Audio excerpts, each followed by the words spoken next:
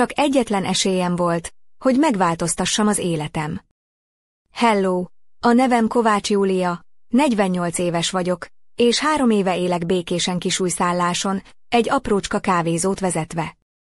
Egy egyszerű életet választottam, miután évekkel ezelőtt elváltam, és úgy döntöttem, hogy a férfiak világa már nem érdekel. Legalábbis ezt hittem. 3 hónappal ezelőtt költözött a szomszédos nyomdába egy férfi, akit először észre sem vettem igazán. Magas, vékony, középkorú ember, akit Morvé Zoltánnak hívnak.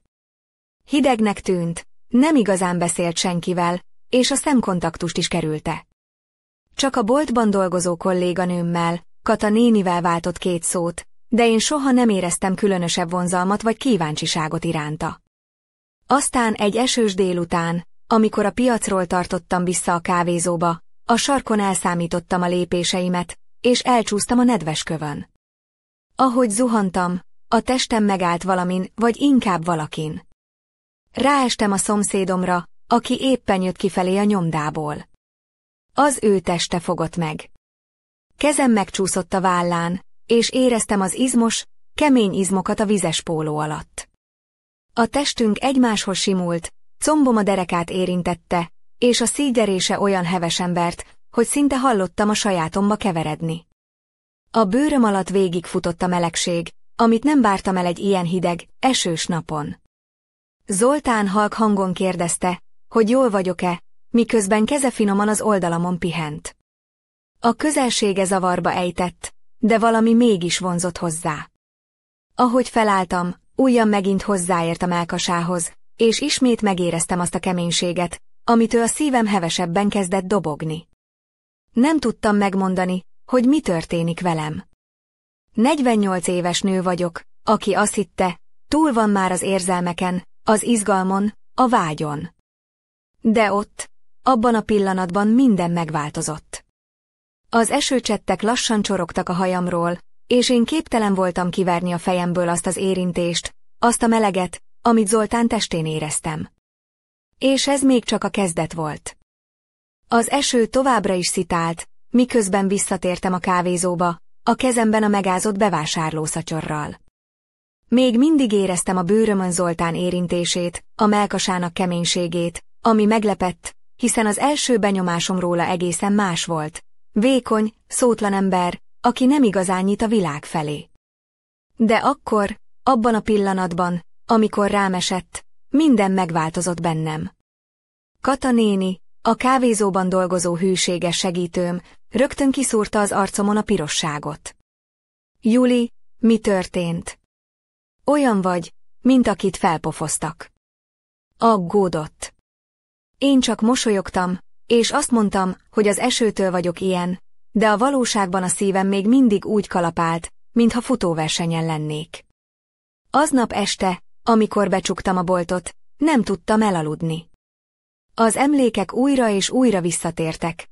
Zoltán izmos teste, az érintése, a közelünkben lüktető szívderések.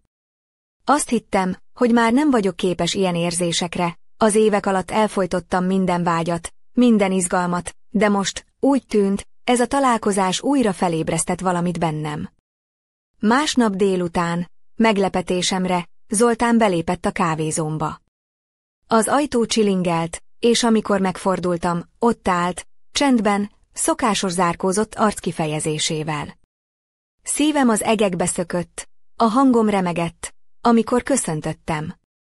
Ő csak bólintott, majd leült a pultnál, alig 1 méterre tőlem. Mit kérsz? Kérdeztem, próbálva uralkodni a hangomon. Kávét, feleltem kissé rekedt hangján.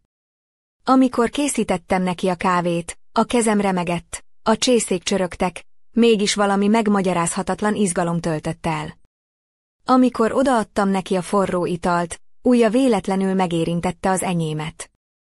Az érintés szándékosnak tűnt, és a tekintetünk találkozott mély, sötét szemek, amelyekben valami titokzatos, mégis gyengét fény csillant.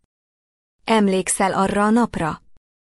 Kérdezte halkan, és én elakadtam a lélegzetemben. A tested puha és meleg volt. Az őszinte, szinte meztelen vágyat kifejező szavai megrengették minden önuralmamat. Szívem összezsugorodott és kitágult egyszerre. Egy pillanat alatt eltűnt minden kételj, minden félelem, és egyetlen gondolat maradt. Meg akartam érinteni őt újra.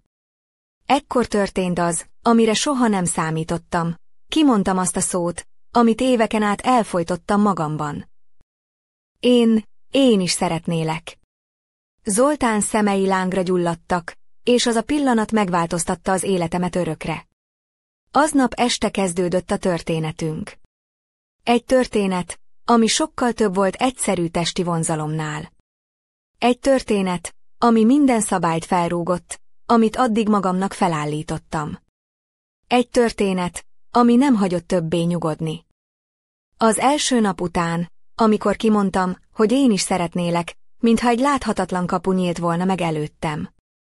Minden belső korlátom és félelmem összetört, de mégis, amikor Zoltánnal szemben álltam, éreztem, hogy ez a kapcsolat sokkal bonyolultabb, mint amire számítottam. Nem egyszerű testi vágy, hanem valami mélyebb, valami, ami már a lelkünk legmélyebb zugaiban gyökerezett. Aznap estétől kezdve rendszeresen találkoztunk a nyomdában, amely a kávézómmal szemben állt. A nyomda viharvert falai között, a nagy, régi gépek árnyékában egy különös, bensőséges világot teremtettünk magunk köré. Csak ketten voltunk ott, távol a külvilág zajától, ahol a csendben csak a leheletünk és a szívgyerésünk hangja hallatszott. Éreztem, hogy ez a kapcsolat nem csupán szeszély, hanem egy régi sebekkel teli múlt gyógyulásának kezdete is lehet. Mégis, ahogy egyre közelebb kerültünk egymáshoz, egyre több kérdés kezdett motoszkálni a fejemben. Ki ez a férfi igazából?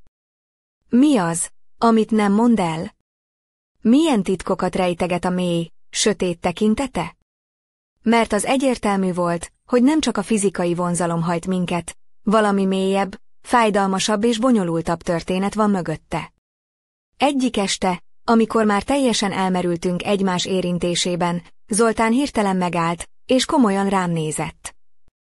Júlia, el kell mondanom neked valamit, kezdte, hangja hirtelen megváltozott, és a szemeiben megbújó fájdalom ágykárta a szívemet.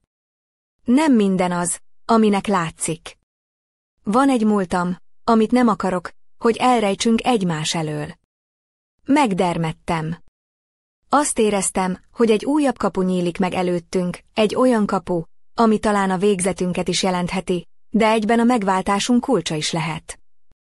Kérlek, mondd el, suttogtam, miközben a kezemet a kezébe tettem, kész arra, hogy fogadjam az igazságot, bármi is legyen az. Ő mély levegőt vett, és elkezdte mesélni az életét. Egy múltat, amely tele volt szeretettel, veszteséggel és fájdalommal. Egy múltat, amelyben elveszítette azt, akit a legjobban szeretett. Egy múltat, ami miatt éveken át bezárkózott, és a szívét falak mögé rejtette. De az én érintésem, a jelenlétünk úgy tűnt, hogy lassan megtörte ezt a falat. Ahogy hallgattam, egyre inkább megértettem, hogy a vonzalom, amit egymás iránt érzünk, nem csupán a testünk játéka, hanem két megtört lélek összefonódása. Egy olyan történet kezdődött el, amelyben nem csak a vágy, hanem a megbocsátás és a szeretet is központi szerepet kapott. És akkor tudtam, ez a kapcsolat több lesz, mint amit valaha is elképzeltem. Egy olyan kapocs, amely mindkettőnk életét gyökeresen megváltoztatja majd. A múltjának titkaival együtt egy új világ tárult fel előttem, amely egyszerre volt fájdalmas és gyönyörű. Zoltán, akit addig csak a csendessége és magányossága miatt ítéltem meg, most egy emberként állt előttem, akinek az életét mély veszteségek és nehézségek árnyékolták be. Amikor elmesélte, hogy 10 évvel ezelőtt elveszítette a feleségét és kislányát egy tragikus balesetben, a szívem összeszorult. Aznap este a nyomda egyik félhomályos sarkában ülve hallgattam a történetét, miközben az ablakon kívül csendesen hullott az eső. Zoltán hangja néha elcsuklott, a tekintete pedig a semmibe révett, mintha újra átélte volna azokat a fájdalmas pillanatokat.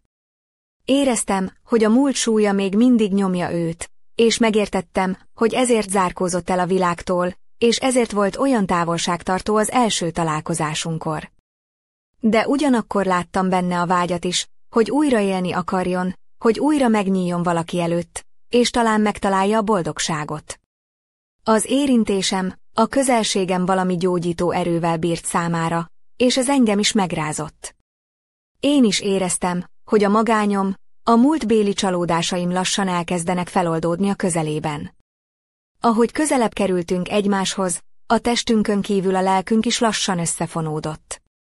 Minden érintés, minden pillantás mélyebb jelentés kapott, és egyre kevésbé tudtam elképzelni az életem nélküle. A nyomda sötét sarkaiban, a gépek zúgása között olyan intimitás szövődött közöttünk, amelyet még soha nem tapasztaltam. De a múlt árnyai nem hagytak minket nyugodni. Egy nap, amikor a kávézóban dolgoztam, 3 helyi asszony lépett be, akik egyből kiszúrták Zoltán jelenlétét. Suttogva beszélgettek arról, hogy az a férfi, akinek a felesége és a gyereke meghalt, és mégis itt van, egy idegen nővel. A szavak élesek voltak, mintha tőröket szúrtak volna belém. Aznap este, amikor bezártam a kávézót, a szóbeszéd súlya alatt összeroskadtam. Az emberek árgus szemmel figyeltek minket, mintha bűnt követtünk volna el azzal, hogy újra megpróbálunk szeretni és élni. A félelem és a szégyen érzése kúszott a lelkembe, de Zoltán jelenléte mégis biztonságot adott. Tudtam, hogy együtt erősebbek vagyunk, bármi is történjen. Az élet azonban nem könnyítette meg a dolgunkat. A múltbéli fájdalmak és a jelenlegi ítélkezés között egyre nagyobb szakadék tátongott, de én eldöntöttem, hogy nem engedem, hogy ezek a dolgok elválasszanak tőle. Mert akkor már nem csak vágytam rá, hanem szerettem is. És ebben a szeretetben találtam meg az erőt, hogy szembenézzek mindazzal, ami ránk vár.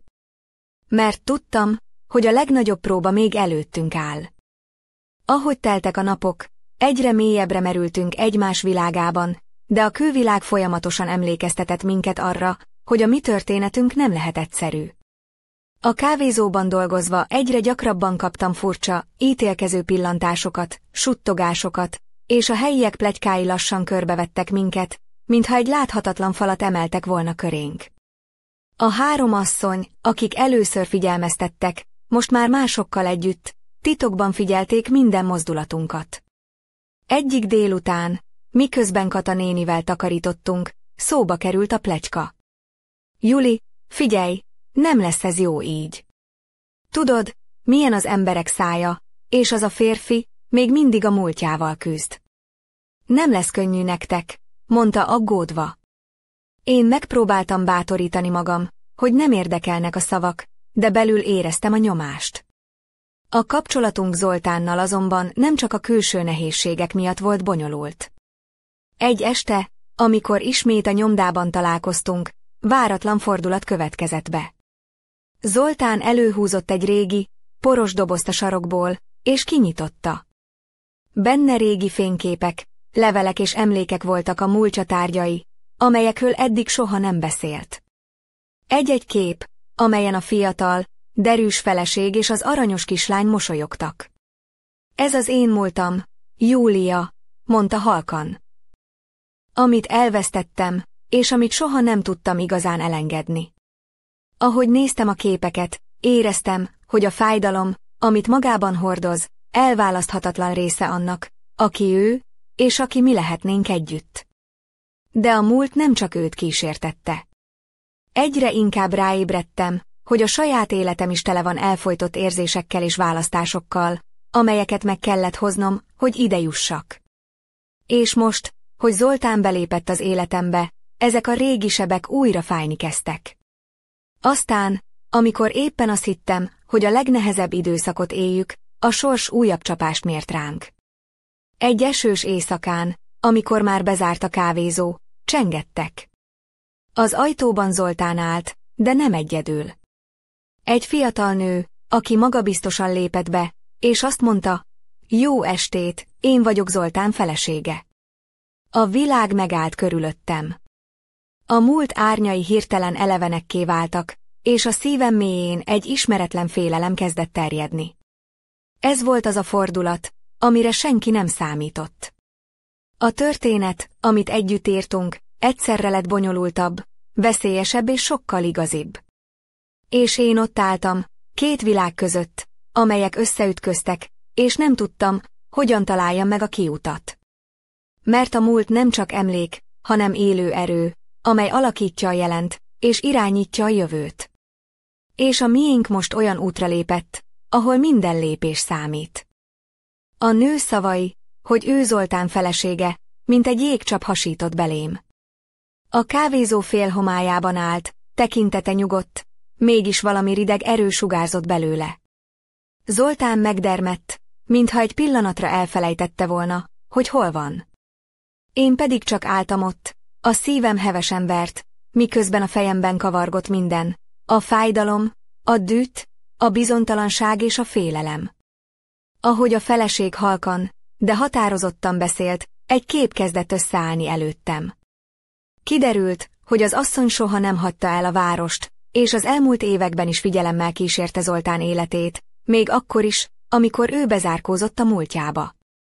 Ő volt az, aki érzelmileg kötődött hozzá, aki talán még mindig reménykedett egy közös jövőben, bár a tragédia árnyékában. Zoltán alig találta a szavakat, a szemében könnyek csillantak meg, és végre megszólalt.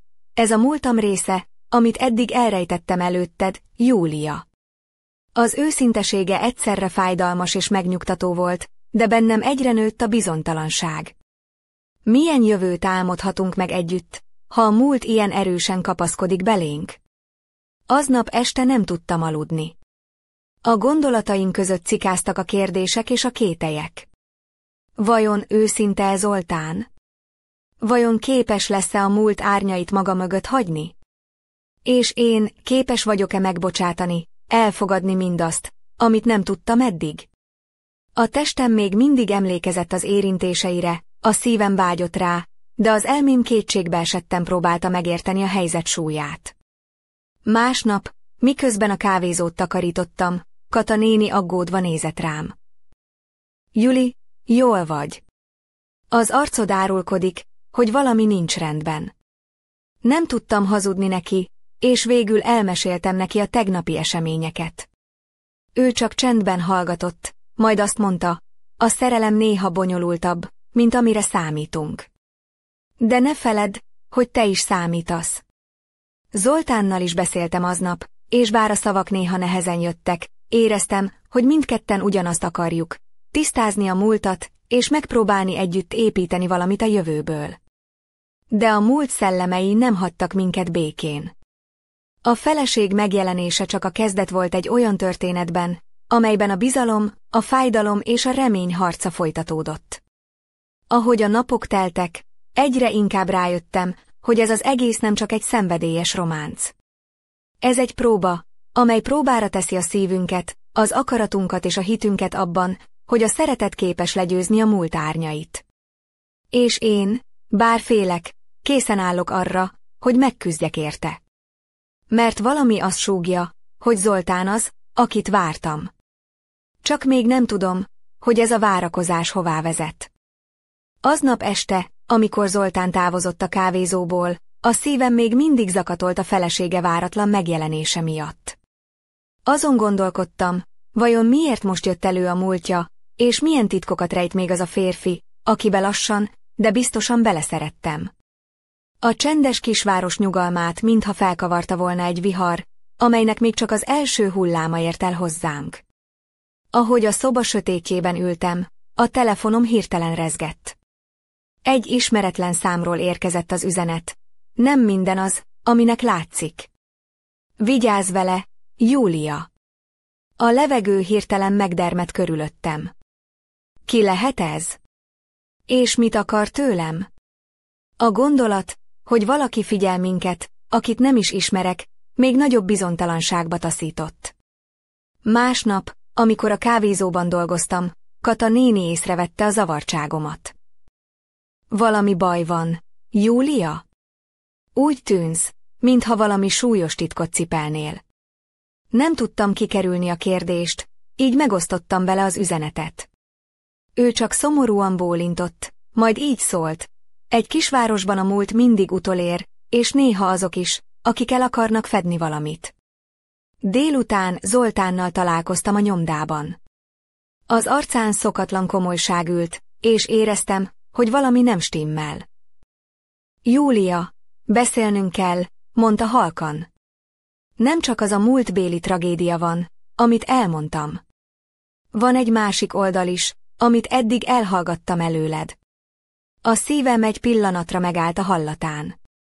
Elkezdte mesélni, hogy az elmúlt években nem csak a veszteségekkel küzdött, hanem valami sötétebb titokkal is, amely veszélybe sodorhatja mindkettőnket.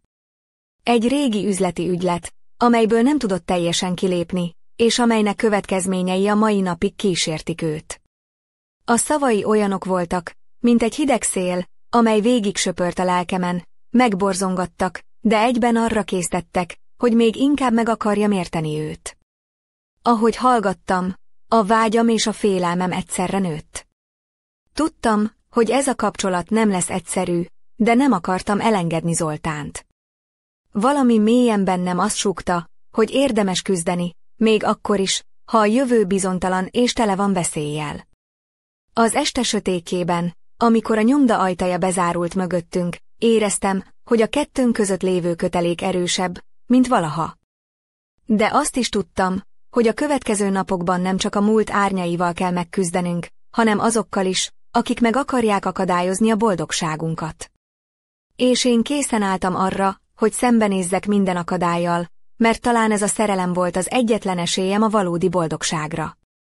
Csak azt nem tudtam, meddig tarthat ez a küzdelem, és milyen árat kell érte fizetnünk.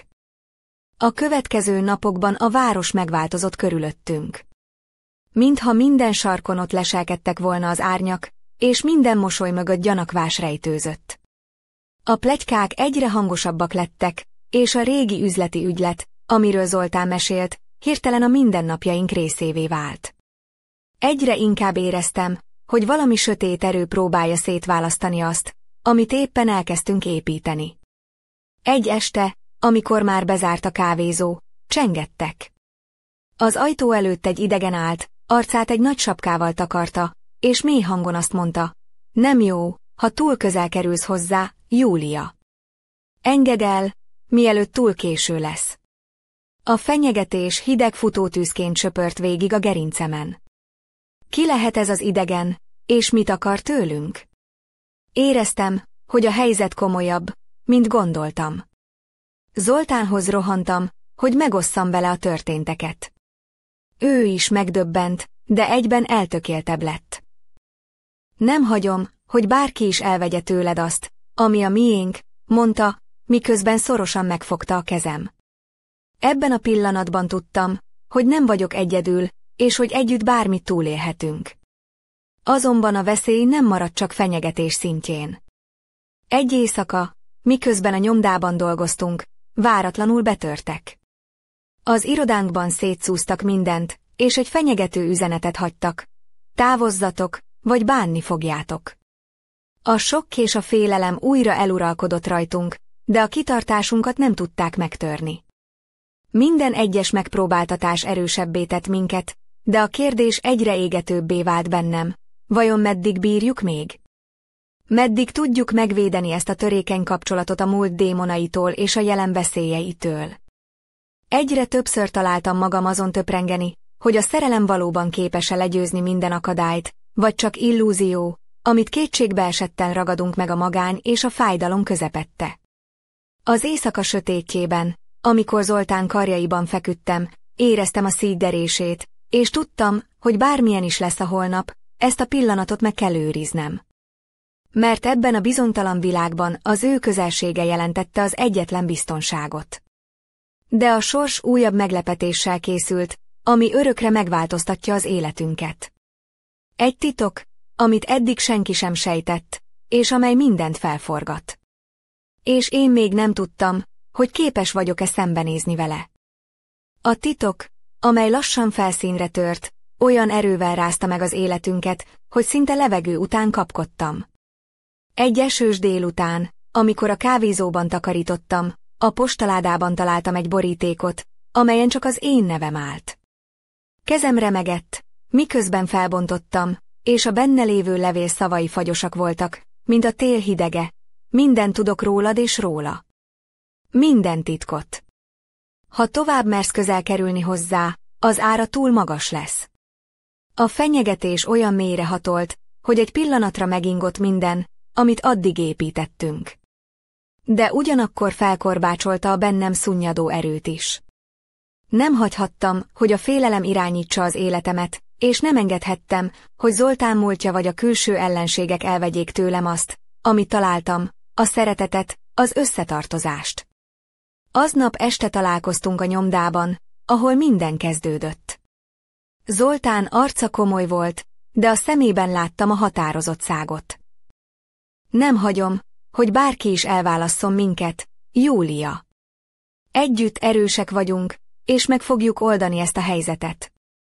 Ahogy a sötétben egymás kezét fogtuk, éreztem, hogy a szívünk egy ritmusra dobog, és hogy ez a kapcsolat túlmutat minden nehézségen. De a titkok még nem értek véget. A következő napokban egyre több apró jel utalt arra, hogy valaki figyel minket, hogy a múlt árnyai még mindig körülöttünk keringenek, és hogy nem minden az, aminek látszik. A helyzet fokozódott, amikor egy régi barátja, akit évek óta nem látott, váratlanul megjelent. Egy férfi, akinek a tekintetében titkok és fájdalmak keveredtek, és aki olyan információkat hozott magával, amelyek újabb kérdéseket vetettek fel. Mit tudhat ő? Milyen szerepet játszik a múlt sötét szöveteiben? Az események egyre inkább pörögtek, és én egyre inkább éreztem, hogy a történetünk nem csak a miénk. Egy nagyobb erő részei vagyunk, amely megpróbálja irányítani a sorsunkat. De a legnagyobb dráma még csak most következett. Egy este, amikor a nyomda ajtaja mögött álltunk, és a világ csendesnek tűnt körülöttünk, Zoltán hirtelen megállt, és rám nézett. Júlia, el kell mondanom valamit, amit eddig titkoltam. Ez az igazság, ami vagy összetör minket, vagy még erősebbé tesz. Az őszintesége olyan volt, mint egy robbanás, amely örökre megváltoztat mindent. És én ott álltam, készen arra, hogy szembenézzek a legmélyebb titokkal, amely megpecsételi a sorsunkat. Az a pillanat, amikor Zoltán szeme mélyén megláttam az őszinte félelmet és reményt, örökre bevésődött az emlékezetembe. Júlia, kezdte lassan, van egy titok, amit eddig nem mertem elmondani. Egy titok, ami miatt a múlt sötét árnyai nem hagynak minket békén. Lélegzetemet visszafolytva figyeltem minden szavát, mert éreztem, hogy most minden megváltozik. Elmesélte, hogy az a tragédia, amely elvette tőle a feleségét és lányát, nem volt véletlen baleset. Valaki szándékosan okozta, és azóta is egy titokzatos erő próbálja megkeseríteni az életét, megakadályozva, hogy újra boldog legyen. Ez az árnyék követ minket, és ezért a fenyegetések, a betörések, a múltból visszatérő alakok mindennek a sötét játszmának a részei. Ahogy hallgattam, a testem megtelt hideg és melegség keverékével. Félelem, vágy, harag és szeretet kavarogtak bennem egyszerre. Tudtam, hogy a mi szerelmünk nem lehet egyszerű történet, és hogy a jövőnk tele lesz kihívásokkal, de nem akartam elengedni azt, amit együtt találtunk. Nem számít, mi történik, melletted maradok, suttogtam, és Zoltán szorosan átölelt.